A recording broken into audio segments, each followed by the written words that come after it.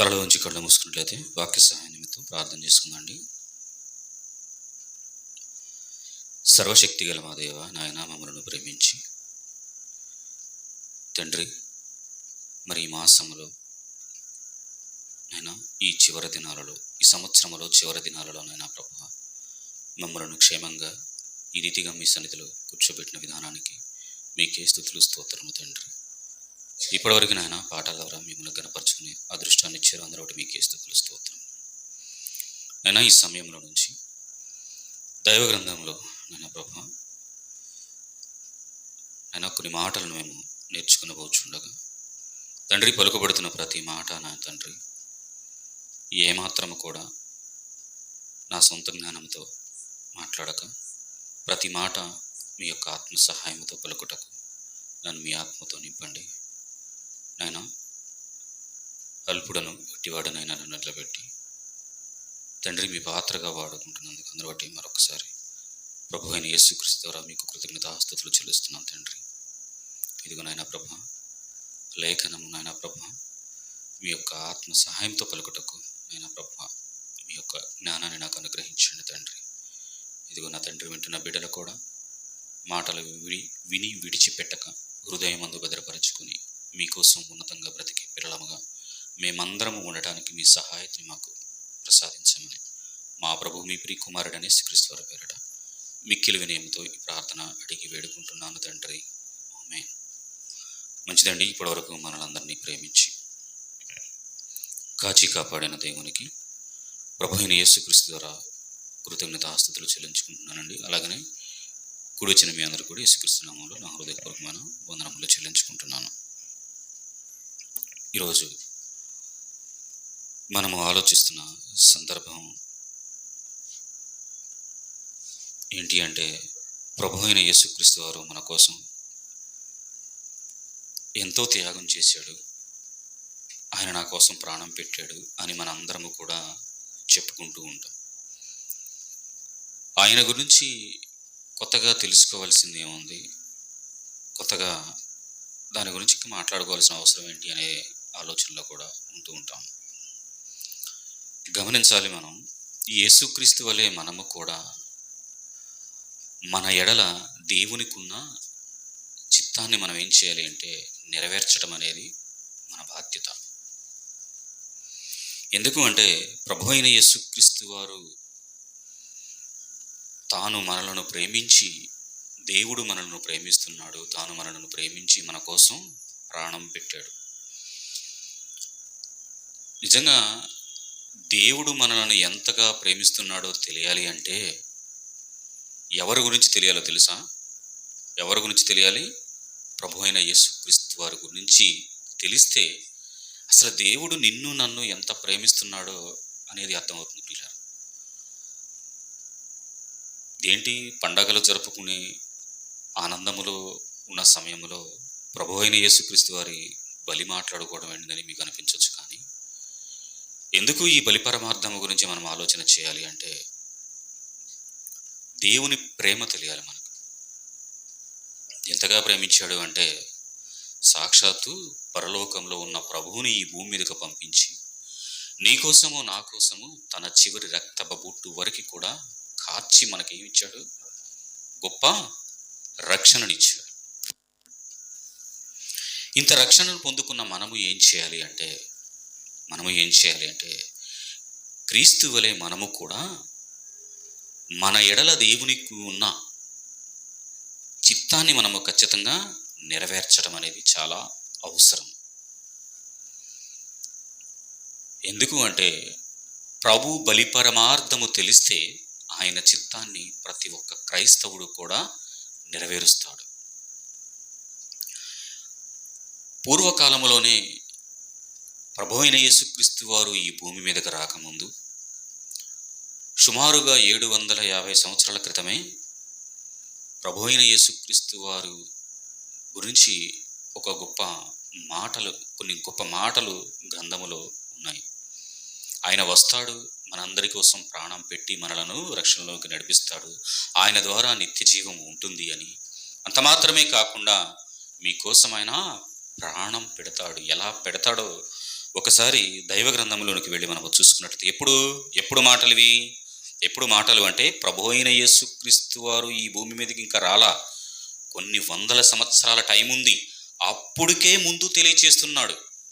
ఈనాడు గనుక ప్రభు అయిన యేసుక్రీస్తు వారి యొక్క రాకడ ఉంది, మీరందరూ కూడా సిద్ధపడి ఉండండి, ఆయన ప్రత్యక్షమయ్యే టైం దగ్గర ఉంది అని మనలను ఏ రీతిగా ఇప్పుడు ఆయన రాకడను గురించి వాక్యము ద్వారా మనలను ముందుగానే దేవుడు సిద్ధపరుస్తున్నాడో, అప్పుడు ఆనాటి కాలములో కూడా ఈ మాటలు తెలియజేస్తూ ఉన్నాడు. చూద్దండి, యెషయా గ్రంథము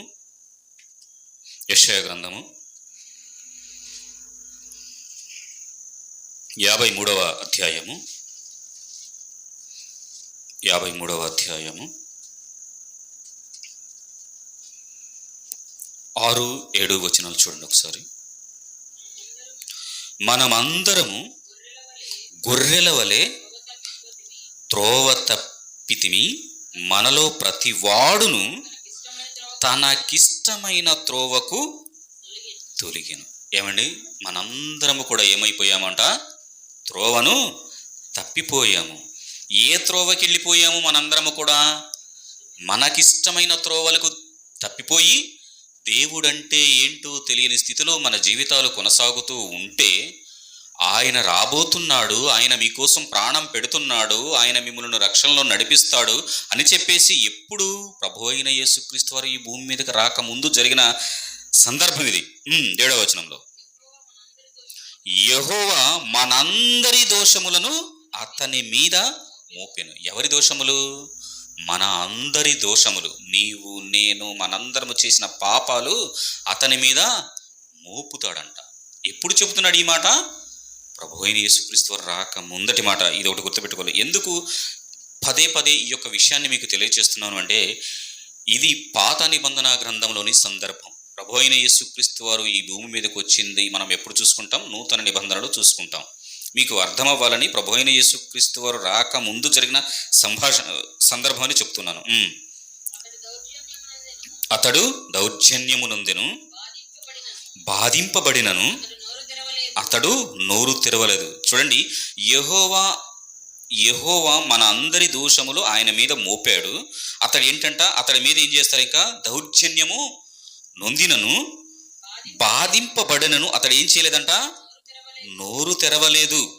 వదకు తేబడు గొర్రె పిల్లయు, బొచ్చు కత్తిరించు వాని ఎదుట గొర్రెయు మౌనముగా ఉండినట్లు అతడు నోరు తెరవలేదు. ఏమండి, 8వ వచనంలో ఒక మాట పలుకుతున్నాడు చూడండి. అన్యాయపు తీర్పు నొందిన వాడై అతడు కొనిపోబడను. ఏ తీర్పు పొందాడు తెలుసా? ప్రభు అయిన యేసుక్రీస్తు వారు మరణించి ఆరోహణమయ్యాడు కదా. ఎలా ఆరోహణమయ్యాడో తెలుసా? ఇక్కడ ఏ తీర్పు పొందాడు?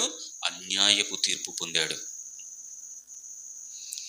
ఈరోజు మనము కూడా ఎలాంటి తీర్పులు పొందుతూ ఉంటాము అంటే, కొన్నిసార్లు మనకి కూడా అన్యాయపు తీర్పులు పొందుతూ ఉండే పరిస్థితులు వస్తాయి. ఎందుకు వస్తాయి అంటే, దేవుని యొక్క ఆలోచనలు కలిగి మనము ఉన్నప్పుడు, మనం ముందుకు అడుగులు వేస్తున్నప్పుడు మన సొంత వారే మనలను దూరం పెడుతూ ఉంటారు. కన్నబిడ్డలు దూరం పెడతారు, నా అనుకున్న వారు దూరం పెడతారు, నా స్నేహితుడు, నా ప్రాణ స్నేహితుడు అనుకునేవాడు కూడా దూరం పెడతాడు. ఎప్పుడు పెడతారు తెలుసా? ప్రభు అయిన యేసుక్రీస్తు వాడు నా రక్షకుడు, ఆయన నా కోసం ప్రాణం పెట్టాడు, నేను ఆయన అడుగుజాడల్లో నడుస్తాను అని గనుక నువ్వు తీర్మానం తీసుకుని దేవునిలోనికి అడుగులు వేస్తూ ఉంటుంటే, కొన్ని వ్యతిరేకమైన పరిస్థితులు నీకు ఎదురవుతూ ఉంటాయి. అప్పుడు నువ్వు ఏం ఆలోచన చేయాలో తెలుసా? తెలుసా? ప్రభు అయిన యేసుక్రీస్తు వారికి ఏం తీర్పు జరిగింది? అన్యాయపు తీర్పు జరిగింది. ప్రియులారా, ప్రభు అయిన యేసుక్రీస్తు వారు మరణము సామాన్యంగా జరగలేదు. ఎంతగా హింసించారు అంటే ఆ మరణాన్ని ఊహిస్తేనే భయంకరంగా ఉంటుంది. ఈ మధ్యకాలంలో ఫ్యాషన్ ఆఫ్ ది క్రైస్ట్ తెలుగులో ఉంది, యూట్యూబ్ ఛానల్స్. మీరు గనుక చూస్తే కొంత, అది పూర్తిగా కాదు, కొంత ఖచ్చితంగా మనము దృష్టితో చూడలేమండి. అంత భయంకరంగా ఉంటుంది. అది సినిమా అయినప్పటికీ కూడా అలాంటి పరిస్థితులే మనము చూడలేమంటే నిజ జీవితంలో జరిగినవి అవి. ప్రభు అయిన యేసుక్రీస్తు వారిని ఆ రీతిగా భయంకరంగా ఆ రీతిగా పెట్టినప్పటికీ కూడా ఆయన ఏంటంట, బాధింపబడినను అతడు నోరు తెరవలేదు. ఎందుకు నోరు తెరవలేదు తెలుసా? నీ కోసము నా కోసము అతను అన్యాయపు తీర్పు పొందటానికి కూడా సిద్ధంగా ఉన్నాడు. వారందరూ అతనిని దూషణ మాటలు మాట్లాడుతున్నప్పటికీ, అతన్ని భయంకరంగా శిక్షిస్తున్నప్పటికీ కూడా సత్యమైన మార్గములో మనందరము నడవాలి, మనల్ని సత్యంలోనికి నడిపించాలి అని ప్రభువైన యేసుక్రీస్తు వారు నీ కోసం నా కోసం మరణించాడు పిల్లరా. చూద్దండి, ఎందుకంటే జరగబోయే విషయం రక్షకుడు గురించి. ఈ రక్షకుడు మనందరినీ కూడా ఎవరి కోసము ప్రాణం పెట్టాడో తెలుసా? చూద్దండి, సందర్భం చూసుకుందండి. చూద్దండి, మత్తయి గారు రాసిన సువార్త 26, మత్తయి గారు రాసిన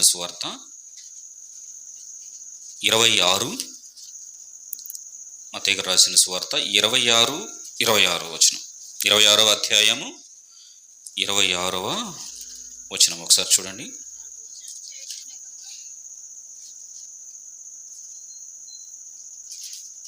చదవండి.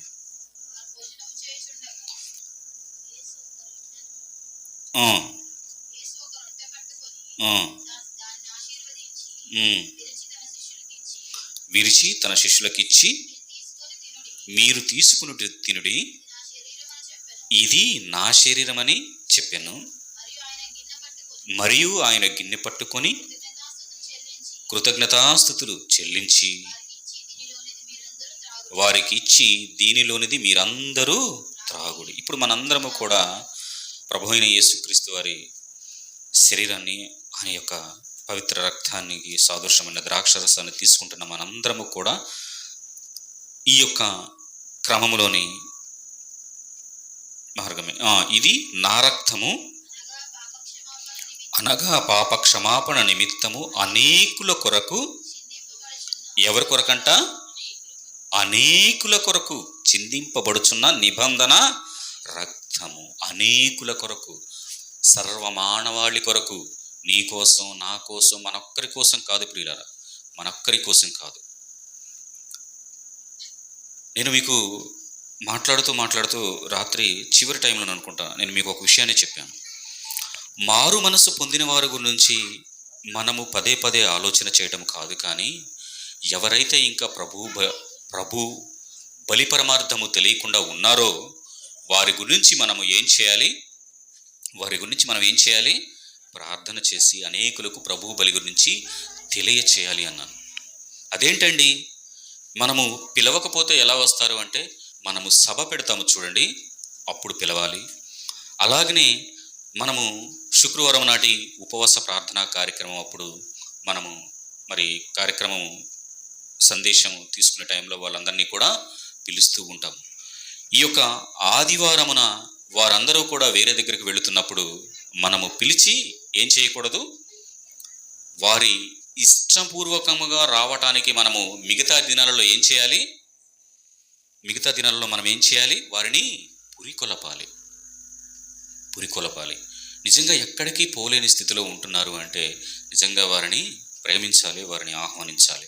అయితే ఇక్కడ సర్వమానవాళి కొరకు అన్నాడు కదా, నా వారే, నేనే, నా పిల్లలే అని మనం ఆలోచిస్తున్నాం. కానీ ప్రియులారా, ఇక్కడ చెప్తున్నాడు చూడండి, ఆయన రక్తము ఎవరి కోసం చిందింపబడింది అనగా పాప క్షమాపణ నిమిత్తము అనేకుల కొరకు చిందింపబడుచున్న నిబంధన రక్తము. ఆలోచన చేయాలి. పరిస్థితులు ఎలా ఉన్నాయంటే, ఎప్పుడు చెప్పాడు? పాత నిబంధనలు మనం చదువుకున్నాం కదా ఇందాక యెషయా గ్రంథంలో. అప్పుడు ఆ కాలంలోనే ప్రభువైన యేసుక్రీస్తు వారు నీ కోసం నా కోసం ప్రాణం పెడతాడు, సర్వ మానవాళిని రక్షించడానికి ఈ భూమి మీదకి వస్తాడని చెప్పేసి అప్పుడే చెప్పారు. ఇప్పుడు మనము ప్రభువును అంగీకరించిన తర్వాత, ప్రభులోనికి వచ్చిన తర్వాత నిన్ను నన్ను వాక్యం హెచ్చరిస్తుంది. దేని గురించి తెలుసా? రేపటి దినాన గురించి. అంటే రేపు ప్రభువైన యేసుక్రీస్తు వారు రాబోయే, ఆయన ఏ టైంలో ప్రతిష్ఠిస్తాడో, ఎప్పుడు ప్రత్యక్షమవుతాడో తెలియదు, మన మధ్యకు ఎప్పుడు వస్తాడో తెలియదు. ఆనాటి కొరకము నువ్వు నేను కూడా మనందరం కూడా సిద్ధంగా ఉండాలని ముందుగానే హెచ్చరిస్తున్నాడు. అప్పుడు హెచ్చరించిన విషయము ప్రభువైన యేసుక్రీస్తు వారు కొన్ని వందల సంవత్సరాలకి వచ్చాడా లేదా? భూమి మీదకి వచ్చాడు. ఇప్పటికీ కూడా ఆనవాళ్లతో సహా, తన సమాధితో సహా, తను ఏ ప్రాంతంలో సువార్తను ప్రకటించాడో ప్రభువైన యేసుక్రీస్తు వారు, తన శిష్యులు ఎక్కడెక్కడ తిరిగారో ఏ గ్రామంలో పుట్టారో, ఎక్కడ పెద్దవాడయ్యాడో, ఆయన పరిచర్య ఎలా చేశాడో అని ఇప్పటికీ కూడా ప్రతి ఒక్కటి కూడా దైవ గ్రంథంలో ఉన్నది, ప్రతి ఒక్కటి కూడా క్షుణ్ణంగా ప్రతి ఒక్క చోట కూడా ఆధారాలతో సహా కూడా ఉంది. ఈరోజు మనందరము కూడా ప్రభువైన యేసుక్రీస్తు వారి జన్మదినాన్ని గడుపుకుంటున్నాము అంటే, అందరి పుట్టినరోజులు ఒక్కరోజు జరుపుకుంటే ప్రభువైన యేసుక్రీస్తు వారిది ఒక నెల మొత్తము కూడా పండుగలాగా ప్రపంచవ్యాప్తంగా జరుపుకుంటుంది. క్రైస్తవులకు మాత్రమే కాదు ఈ పండగ, ప్రపంచవ్యాప్తంగా జరుగుతూ ఉంటుంది. ప్రియులారా, మీరు గమనిస్తున్నారో లేదో, ప్రతి ఒక్కరూ కూడా ఈ యొక్క ప్రభువైన యేసుక్రీస్తు వారిని ఉన్నతంగా గణపరుచుకుంటూ ఉంటారు. ఎందుకు అంటే ఆయన అనేకుల కొరకు చిందింపబడిన పవిత్ర రక్తము. అది ఆ పవిత్ర రక్తము ద్వారా మనందరము ఏమవుతాము అంటే, ఈ యొక్క పవిత్రతను మనము కూడా ధరించుకొని పవిత్ర మార్గంలో ఉంటూ ఆయన ఏనాడు వస్తాడో, ఏ రోజు వస్తాడో అని చెప్పేసి మనందరము కూడా ఆయన కోసము ఎదురు చూస్తూ సిద్ధపాటు కలిగి మనము ఉండాలి. ప్రియులారా, ఉండాలి. ఎలా ఉండాలో తెలుసా? ఆయన పని చేస్తూ మనము ఉండాలి. ఆయన పని చేస్తూ ఉండాలి. ఆయన సువార్తను ప్రకటిస్తూ ఉండాలి. సభలు ఏర్పాటు చేయటమా, సంఘంలో కార్యక్రమాలు నిర్వహించుకోవటమా, లేకపోతే ఎవరింటికన్నా వెళ్ళి ప్రార్థన చేయటమా, ఎవరికన్నా అనారోగ్యంగా ఉంటే వారి దగ్గరికి వెళ్ళి మనం ప్రార్థన చేయటమా, సంఘముగా వెళ్ళి చేయవలసిన బాధ్యత మన మీద ఉంది. ప్రియులారా, మన మీద ఉంది. నిజంగా మనకి అందరి వలే కాదు కానీ ప్రియులారా, ప్రభువు చెప్పిన మార్గాన్ని మనము ఖచ్చితంగా క్షుణ్ణంగా ప్రతి వారము ప్రతి క్రమంలో కూడా, మనకి నొప్పించే మాటలైనప్పటికీ కూడా, మనని బాధించే మాటలైనప్పటికీ కూడా ఇట్టి రీతిగానే మన యొక్క విధానాలు ఉండాలని ఖచ్చితంగా మనం ఎందుకు ఈ రీతిగా ఆలోచిస్తున్నాము అంటే, ఆయన త్యాగాన్ని తెలుసుకున్నాము కాబట్టి. నీకోసం నా కోసం ఆయన ఎంత ప్రేమ చూపించాడో ఒక్కసారి ఆలోచన చేస్తే మన బ్రతుకులు పక్క వైపుకి వెళ్ళవు ప్రియులారా, ఆయన వైపే వెళతాయి. ప్రభు అయిన యేసుక్రీస్తు వారు బలి పరమార్థము తెలిస్తే దేవుని ప్రేమ ఎలాంటిదో తెలుస్తుందండి. నిజంగా ఆచారంగా ఏదో వెళ్ళి ఆ పండగ రోజు వెళ్ళి, లేదా ఆ న్యూ ఇయర్ అప్పుడు వెళ్ళేసి, లేదా ఇలాంటి పండగ సీజన్లో వెళ్ళి వచ్చేవారికి ఆయన బలి గురించి తెలియదు. ఆయన బలి గురించి ఎప్పుడు తెలుస్తుందో తెలుసా? ఆయన బలి గురించి తెలిస్తే ఎలాంటి జీవితం జీవిస్తారో తెలుసా? ప్రతి నిత్యము ఆయన యొక్క ఆలోచనలు కలిగి ఉంటారు ప్రియులు. ఎవరిని నడిపించాలి, ఎవరిని తీసుకురావాలి అనే ఆలోచన కలిగి ఉంటాం. నిజంగా కొన్ని సందర్భాల్లో ఎక్కడో బయట గురించి కాదు, మన ప్రాంతంలోనే కొన్ని సందర్భాల్లో చూస్తుంటే చెప్పలేని స్థితిలో పరిస్థితులు, కానీ లోపల బాధ. చెబితే వినరు. ఏం చేస్తాం? ప్రార్థన చేస్తున్నాము, అవకాశం ఉన్నప్పుడు చెబుతున్నాం. రానున్న పరిస్థితులు ఈ అవకాశాలు కూడా తక్కువగా ఉంటాయి ప్రియులారా. కాబట్టి దేవుడు చక్కని అవకాశాన్ని ఇచ్చాడు. ఈరోజు నీవు నేను కూడా జీవము కలిగి ఉన్నాము అంటే దేవుని యొక్క మహాకృపను గుర్తిరిగి ఎప్పుడు మనము సువార్తను ప్రకటించగలము అంటే జీవము కలిగి ఉన్నప్పుడే కదా. ఈరోజు మనకు ఆవిష ఇచ్చాడంటే దేవుని మాటలు నాకు చెప్పి దాన్ని దేవుని యొక్క చిత్తాన్ని నెరవేర్చే విధంగా మన యొక్క ఆలోచన ఉండాలి ప్రియులారా.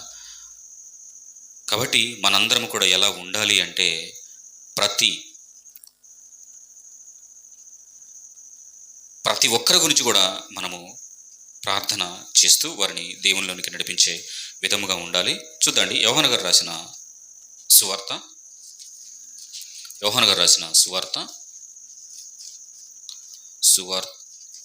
4వ అధ్యాయము.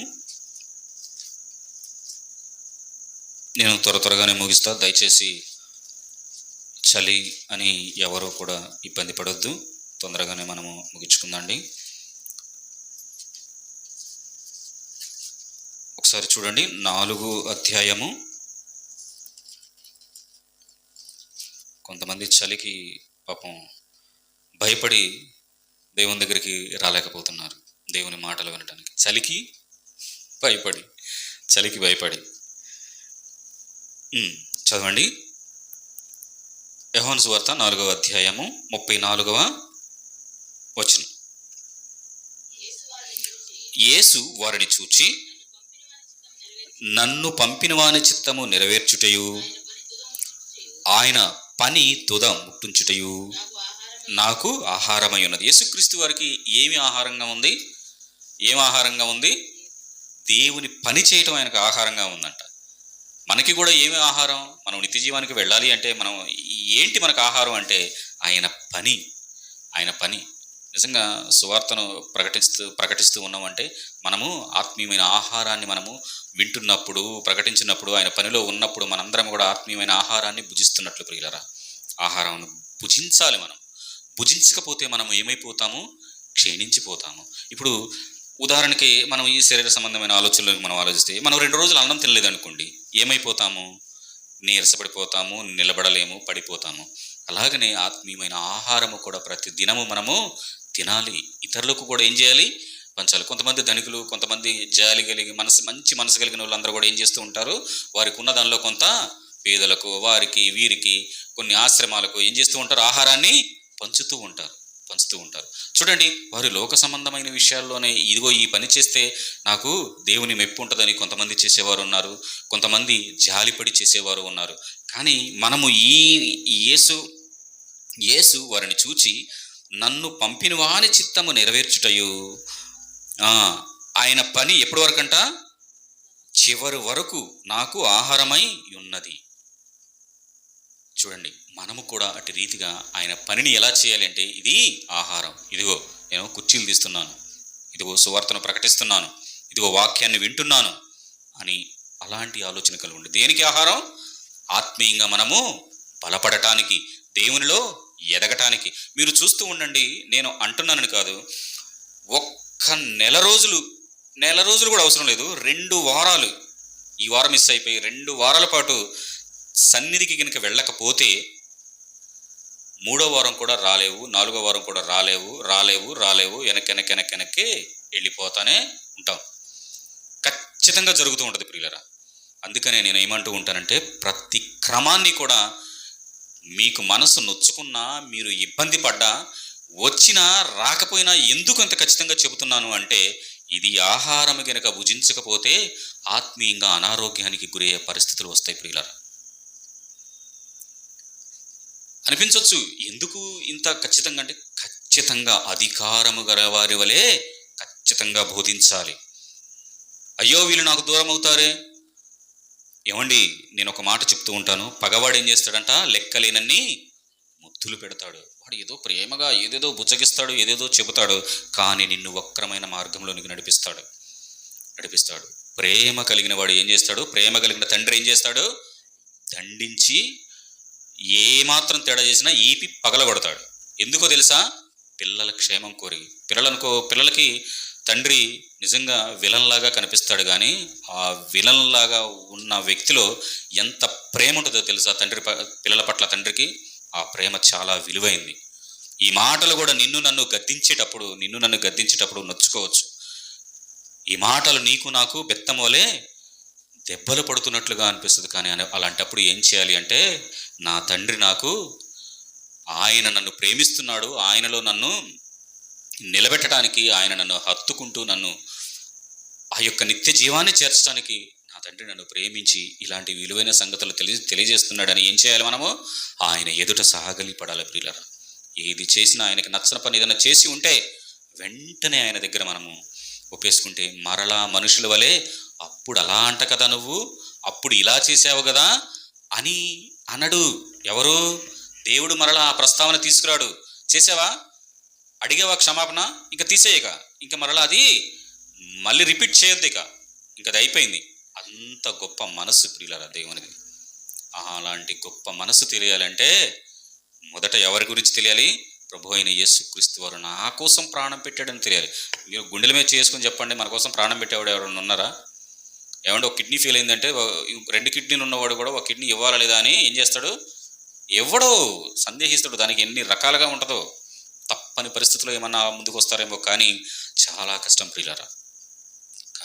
కానీ మన స్థితి దేవునికి వ్యతిరేకమైన బ్రతుకులు మనము జీవిస్తున్నప్పటికీ కూడా నిన్ను నన్ను ప్రేమించి మన కోసం ఇంత గొప్ప త్యాగం చేశాడు. చదవండి, ఏమంటున్నాడు? ఆయన పని తుద ముట్టించుటయు నాకు ఆహారమై ఉన్నదంట. మరి నీకు నాకు వద్ద ఆహారం? మనందరికీ ఆహారం కావాలి కదా, మనందరికీ ఆహారం కావాలి.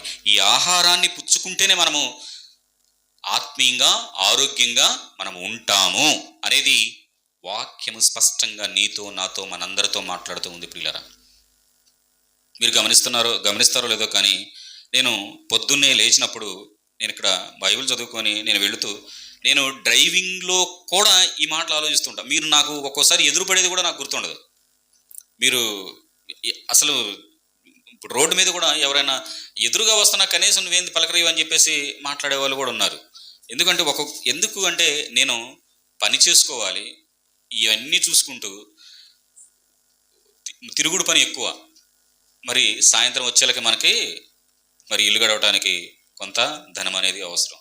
ఆ పని చేసుకోవాలి, ఈ పని చేయాలి, ఎవరి మీద భారం పెట్టకూడదనే ఒక ఉద్దేశమే కానీ ఎవరిని మనందరము కూడా ఎక్కువగా మన పరిస్థితులు ఏంటో తెలుసు కాబట్టి ఎవరికి భారం కలక్కోకుండా మనము పరిచర్య చేయాలనేది ఉద్దేశం ప్రియులారా. ఎందుకు అంటే సాయంత్రానికి వాక్యం చెప్పాలి. దాని గురించి ఏం చేయాలి? నేను ఉదయం నుంచి ఆలోచన చేస్తూ ఉండాలి. ఒక్కొక్కసారి ఆలోచన చేస్తూ ఉన్నప్పుడు ఎవరైనా సహోదరులు కలిసినప్పుడు, బ్రదరు సాయంత్రం ఏంటి సందర్భం, ఏ అంశం చెబుతున్నావు అని చెప్పేసి అంటే, ఒక 2-3 సార్లు నాకు ఒక సమస్య ఎదురైంది. ఏంటి అంటే, సిద్ధపాటు కలిగి ఉదయం లేను, ఇంటికి మధ్యాహ్నానికి వస్తాను కదా, మధ్యాహ్నం నుంచి చూసుకుందాంలే అనుకున్నాను. చెప్పలేకపోయాను. నిజంగా చాలా బాధ అనిపించింది. అడిగిన వారు నిత్యము వారు ఇక పూర్తిగా సేవలో ఉన్నారు. అదేంటి, వారం రోజుల ముందే ప్రిపేర్ చేసుకోవాలి, 4 రోజుల ముందే ప్రిపేర్ చేసుకోవాలి అంటే, బ్రదర్ నేను ఇలా ఫీల్డ్లో ఉంటూ ఇట్లా పని చేసుకుంటూ పరిచర్య చేస్తున్నాను అంటే, అప్పుడు అన్నాడు అతను, నేను కూడా కొంతకాలము పరిచర్య చేసేటప్పుడు ఇలా పని చేసుకుంటూ ఉన్నాను, ఎంత కష్టం అంటే బ్రదరు చాలా కష్టం అని చెప్పేసి చెప్పుకొచ్చాడు. అలాగని ఇలా చేయాలా అంటే ఖచ్చితంగా చేయాలి. ఇది కూడా దేవుడు మనకి ఒక గొప్ప అనుభవాన్ని నేర్పిస్తాడు. నిజంగా ఈరోజు సేవకులు చాలామంది విశ్వాసుల మీద భారంగా ఉండేవాళ్ళే కానీ ఎవరూ కూడా తక్కువ మంది ఇలా ఉన్నారు. కాబట్టి ఇటు రీతిగా చేయటం అనేది మంచిది అని చెప్పేసి కొన్ని సందర్భాలు మాట్లాడుకోవటం అనేది జరిగింది. అంటే దేవుడు నిజంగా కృప చూపించి నిజంగా ఆయన పరిచర్యలో ఎక్కడా కూడా విరామం లేకోకుండా వాడుకుంటూ నిజంగా అంత వాడుకలో మనము ఉన్నాము అంటే, అంత ముందుకు వెళ్ళే స్థాయిలో ఉన్నాము అంటే అది గొప్ప భాగ్యం ప్రియులరా. అలాంటి వారిని తప్పుపట్టడం కాదు. ఇప్పుడు మనకేంటి, పని చేసుకొని పరిచర్య, మన ప్రాంత పరిస్థితులు మనకు తెలుసు కాబట్టి మరలా ఏం చేసుకోవాలి, మనము ఆత్మీయమైన ఆహారం గురించి ఆయన పని చేయాలి. మీకు అర్థమవుతుందో లేదో, మీ పని చేయాలి, మరలా ఎవరి పని చేయాలి, ఆయన పని చేయాలి. మనం ఇక్కడ జీవనం కొనసాగాలంటే ఏదో ఒక పని చేసుకోవాలి, ఖచ్చితంగా చేసుకోవాలి. చెయ్యొద్దు అని నేను చెప్పట్లేదు, చేయాలి. కానీ ప్రాముఖ్యమైన సమయం ఒకటి ఉంది దేవునికి, అది ఖచ్చితంగా మనము కేటాయించుకొని మనము ముందుకు వెళ్ళాలి దేవునిలో ప్రియులారా. చూడండి మత్తయి గారు రాసిన సువార్త. నీకు నాకు మనందరికీ కూడా అనేక డౌట్స్ వస్తూ ఉంటాయి. ఆయన పనిలోకి వెళ్ళినప్పుడు ఎన్నో సమస్యలు, ఎన్నో ఇబ్బందులు వస్తూ ఉన్నాయి. అసలు ఎలా అని చెప్పేసి మనందరికీ కూడా వస్తాయి. చూడండి ఒకసారి మత్తయి గారు రాసిన సువార్త. అయిపోయింది మత్తయి గారు రాసిన సువార్త. ఈ సందర్భం ఒక్కడు చూసి, మత్తయి గారు రాసిన సువార్త 4వ అధ్యాయము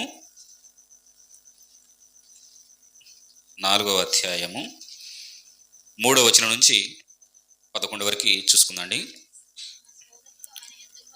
ఎవరు ఆ శోధకుడు? అపవాది. ఎవరి దగ్గరకు వచ్చాడు? ప్రభు అయిన యేసుక్రీస్తు వారి దగ్గరకు వచ్చి, చూడండి అపవాదే ఏమంటున్నాడు, నీవు దేవుని కుమారుడు అయితే ఈ రాళ్లను రొట్టెలుగా ఆజ్ఞాపించుమని ఏమంటున్నాడు. చూడండి, దేవుని కుమారుడు అయితే, ఈరోజు నీకు నాకు ఈ సమస్య ఎదురుకాట్లేదు అనుకుంటున్నారా? నువ్వు నిజంగా దేవుని బిడ్డవైతే, దేవుని కుమారుడు అయితే, ఇదిగో నువ్వు దీనిలో జయించి చూడు అని చెప్పేసి మనకి ఎన్నో ఎదురవుతూ ఉంటాయి. చదువు. అందుకు ఆయన ప్రభు అయిన యేసుక్రీస్తు వారు పలుకుతున్నాడు. చూడండి, మనుషులు రొట్టె వలన మాత్రమే కాదు కానీ, చూడండి, దేవుని నోట నుండి వచ్చు ప్రతి మాట వలన జీవింపు రాయబడినది. ఇప్పుడు మనందరికీ కూడా నిత్య జీవానికి వెళ్ళాలంటే ఏ ఆహారం కావాలి? ఈ వాక్యము కావాలి, ఈ మాటలు కావాలి.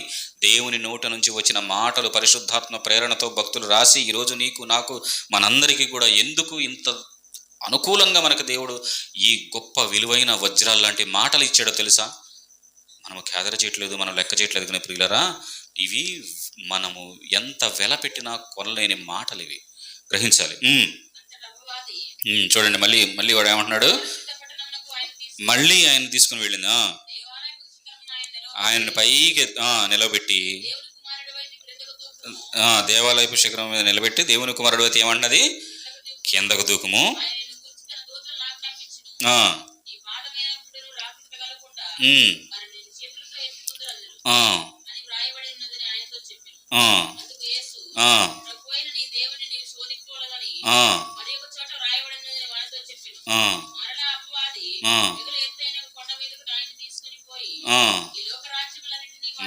మరలా ఏం చేస్తుంది, శోధించడానికి. ఏమంటుందండి, ఏమంటుంది, ఎవరిని? ఈరోజు నిన్ను నన్ను శోధించదా, ఎన్నో రకాలుగా ఇబ్బంది పెట్టడానికి అవకాశం ఉండదా? ఏంటంట, వీటన్నిటిని ఎవరికి ఇచ్చింది? సృష్టించిన సృష్టికర్తకే ఇస్తానంటుంది.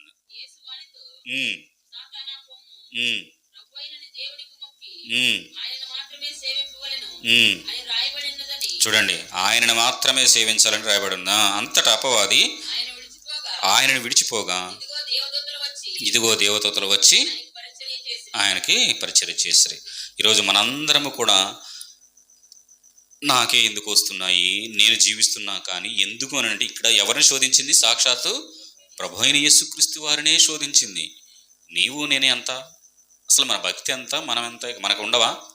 ఖచ్చితంగా ఉంటుంది. కాబట్టి మనము ప్రతి విషయంలో కూడా ఎలా ఆలోచన చేయాలి అంటే, వాడు శోధిస్తాడో దాన్ని ఖచ్చితంగా మనం జయించాలి. రండి, ఈ సందర్భాన్ని చాలాసేపు అసలు ఆలోచించాల్సింది, కానీ ఇప్పుడు సమయం లేదు కాబట్టి ఎఫెసీలకు రాసిన పత్రిక ఎఫెసీ 6:13 చూడండి ఒకసారి. 6:13 ఒక్క నిమిషం చదవండి.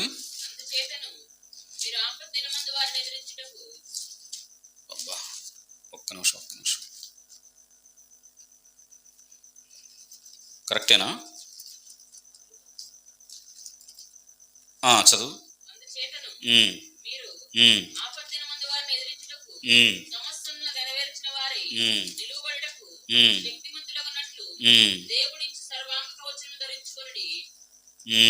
ఇదే సందర్భం, ఇదే. ఓకే ఓకే ఓకే మళ్ళీ ఒకసారి చదువు. 6:13 అందుచేత ఎప్పుడంట, మీరు ఆపద దినమందు. మనందరికీ ఆపద దినాలు వస్తాయా రావా? ఖచ్చితంగా వస్తాయి. వారిని ఎదిరించుటకు. ఎవరిని ఎదిరించుటకు? సాతాను యొక్క కుయుక్తులు మన మీద పనిచేయడానికి. అలాంటి ఆపద దినములు వచ్చినప్పుడు వాడిని ఎదిరించుటకు సమస్తము నెరవేర్చిన వారై, చూడండి, నిలబడుటకు శక్తిమంతులగుటకు దేవుడిచ్చు సర్వాంగ కవచమును ధరించుకునుడి. ఏమిచ్చాడు ఇప్పుడు మనకి? దేవుడిచ్చు సర్వాంగ కవచము. ఏంటది సర్వాంగ కవచము? చెప్పాలి. సర్వాంగ కవచం ఏంటి? వాక్యము. ఈ ఒక్క వాక్యమే మనల్ని దేవునిలోనికి నడిపించింది. కాబట్టి ఈ ఒక్క వాక్యాన్ని మనం నిత్యం అనుసరిస్తూ ఉండాలి. చివరగా తిమోతికి రాసిన 2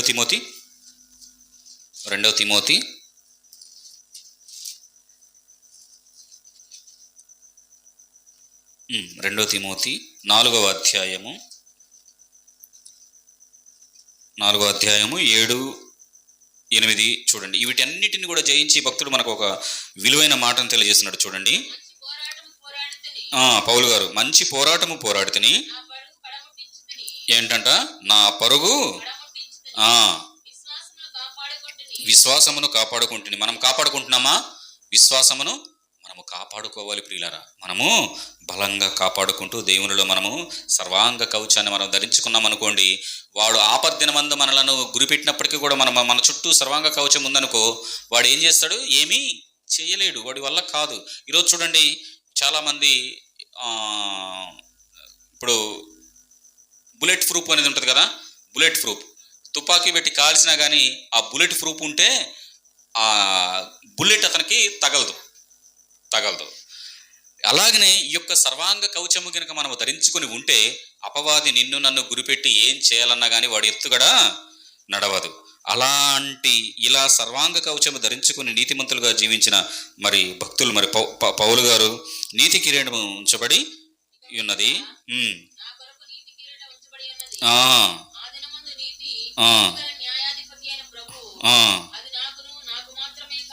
చూడండి, నాకు మాత్రమే కాక మనందరికీ కూడా ఏం చేస్తున్నాడు? అనుగ్రహిస్తున్నాడు. మనందరికీ కూడా గొప్ప అవకాశాన్ని దేవుడు కలుగు చేస్తున్నాడు ప్రియులరా. కాబట్టి ప్రభు అయిన యేసుక్రీస్తు వారు ఎప్పుడు మన గురించి, నీ గురించి, నా గురించి ఇక్కడికి ఈ భూమి మీదకి వచ్చి మరణిస్తాడని చెప్పేసి ఎప్పుడు చెప్పింది? 53వ అధ్యాయము, యెషయా గ్రంథము 53వ అధ్యాయము చివరిగా మనం మొదట చదువుకున్నాం కదా. మొదట చదువుకొని ఆ సందర్భాన్ని మనం ముగిచ్చేసుకుందండి. ఏంటంట, ప్రభు అయిన యేసుక్రీస్తు వారు ఎలా ఉన్నాడు? వదకు తేబడు గొర్రె పిల్ల బొచ్చు కత్తిరించు వాని ఎదుట గొర్రె మౌనముగా ఉండునట్లు అతడు నోరు తెరవలేదు, అన్యాయపు తీర్పు నొందినవాడై అతడు కొనిపోబడిను. కాబట్టి ప్రతి ఒక్కరము కూడా మనం ఆలోచించాల్సింది ఏంటంటే, మన కోసము ప్రాణం పెట్టిన ఆ మహనీయుని యొక్క ప్రేమ తెలిస్తే మనము దేవుని పనిలో ముందుకు ఎలా వెళ్ళాలో కూడా మనము నిజంగా ఎక్కడ కూడా ఆలోచించం ప్రియులారా. ఆయనే నాకు సమస్తము. ఇదిగో చల్లగా ఉంది, లేకపోతే ఎండప్పుడేమో ఎండగా ఉంది, ఏదో ఒక సమస్య, వానప్పుడు వానగా ఉంది, ఖచ్చితంగా ఉంటుంది ప్రియులారా. ఏది కూడా ఆటంకము లేకోకుండా సాఫీగా చక్కగా మన జీవితం గడుస్తుంది అనుకోవటం అమాయకత్వం. చూడండి, కొంతమంది ఎడారుల్లో ఏదో రేకులు చెడ్డో లేకపోతే చుట్టూ ఏయో కట్టుకొని అలాంటి పరిస్థితులు ఉంటాయి. అలాంటి టైంలో ఎలా ఉంటుంది చెప్పండి అక్కడ. కాబట్టి దేవుని మహాకృపను బట్టి మనకు చక్కగా ఈ రీతిగా మరి ఆయనని కనపరుచుకోవడానికి గొప్ప అవకాశం ఇచ్చాడు. కాబట్టి మనందరము కూడా ఎలా ఉండాలి? ఈ సర్వాంగ కవచమును ధరించుకొని మనందరము కూడా ఆ అపవాది పెట్టిన గురిని మనము ఎదిరించేటట్లుగా మనందరం కూడా భక్తి జీవితాలు కొనసాగిస్తూ ప్రభు అయిన యేసుక్రీస్తు వారు నీ కోసం, నా కోసం ప్రాణం పెట్టి మనందరినీ కూడా కాపాడటమే కాకుండా ఇంకేమన్నాడు? ఆయన సర్వమానవాళి కొరకు చిందింపబడిన నా నిబంధన రక్తం అంట. అర్థమైనా? ఖచ్చితంగా మనందరము ప్రతి ఒక్కరికి సువార్త చెప్పాలి. అంగీకరిస్తారా లేదా అనేది అది వారిష్టం. కానీ ప్రభు అయిన యేసుక్రీస్తు వారి విషయము, బలి ప్రమాదము ప్రతి ఒక్కరికి తెలియజేసే బాధ్యత మన భుజముల మీద ఉందని గుర్తెరిగి మనందరికీ కూడా ఆహారం ఏంటి? ఆత్మీయంగా ఎదగడానికి వాక్యాన్ని ప్రకటించాలి, దేవుని పని చేయాలి. మన ఆత్మీయతలో ఎదగడానికి మనందరికీ కూడా ఆహారము. కాబట్టి మనందరము కూడా మరి ఆత్మీయంగా ఎదుగుతూ దేవుల్లో ఉన్నతంగా ఎదిగే పిల్లలుగా ఉండాలని కోరుకుంటూ ఈ నా మాటలు ముగిస్తున్నాను. ప్రార్థన చేస్తున్నాను. ప్రేమ కలిగిన తండ్రి, నాయన మమ్మల్ని ప్రేమించి ఇదిగో తండ్రి ఈ సమయంలో నాయన ప్రభ మీ పిల్లలమ్మగా నా తండ్రి మిమ్మల్ని కనపరుచుకున్న భాగ్యాన్ని ఇచ్చారు. ఇదిగో తండ్రి నాయన ప్రభ ఇలాంటి చల్లటి చలిలో నాయన ప్రభ ఇదిగో నాయన మరి మేము మిమ్మల్ని గణపరుచుకున్నటకు గొప్ప భాగ్యాన్ని ఇచ్చారు తండ్రి. ఎందరికో లేని ఇంత ధన్యతను మీరు మాకు ఇచ్చినందుకు ప్రభు అయిన యేసుక్రీస్తు ద్వారా మీకు కృతజ్ఞతాస్తుతులు చెల్లించుకుంటున్నాం తండ్రి. అయ్యా, మా కోసం చిరు రక్త పొట్టు వరకు కార్చి ఇదిగో నాయన ప్రభు మమ్మల్ని రక్షణలోకి నడిపించారు. ఎవరో చూపిన ప్రేమను నాయన ప్రభు మా పట్ల చూపి మాకు రక్షణ ఇచ్చారు. మేము ఏమిచ్చినను మీరు తీర్చుకోలేము తండ్రి. నాయన ప్రభ అంత మాత్రమే కాక మేము ఎక్కడ క్షీణించిపోతామో, ఎక్కడ నాయన ప్రభ మరి మీకు దూరస్తులు అవుతామో అని నాయన ప్రభ గ్రహించి తండ్రి మాకు దినదినము మాకు ఆహారాన్ని అందిస్తున్నారు తండ్రి. మరి ఆత్మీయమైన ఆహారాన్ని భుజిస్తున్నామేమన్నా తండ్రి నాయన ప్రభ శక్తి నుండి ఆత్మీయంగా బలపడుతూ అనేకులకు నాయన ప్రభ ఈ ఆత్మీయమైన ఆహారాన్ని అందించే పిల్లలంగా మేమందరం ఉండటానికి మీ యొక్క సహాయతను మాకు ప్రసాదించమని తండ్రి. రాణి బిడ్డలను నాయన ప్రభ జ్ఞాపకం చేసుకోండి తండ్రి. వారు ఏమాత్రం కూడా ఆత్మీయమైన ఆహారం లేక క్షీణించిపోయే స్థితిలో లేక తండ్రి చక్కని ఆహారాన్ని భుజించి ఆత్మీయంగా బలపడి నాయన ప్రభ మీలో ఎదుగుటకు మీ సహాయతను గ్రహించమని మా ప్రభువు మీ ప్రియకుమారుడనే యేసుక్రీస్తు వారి పేరట మిక్కిలి వినయంతో ప్రార్థిస్తున్నాము పరమ తండ్రి. ఆమేన్.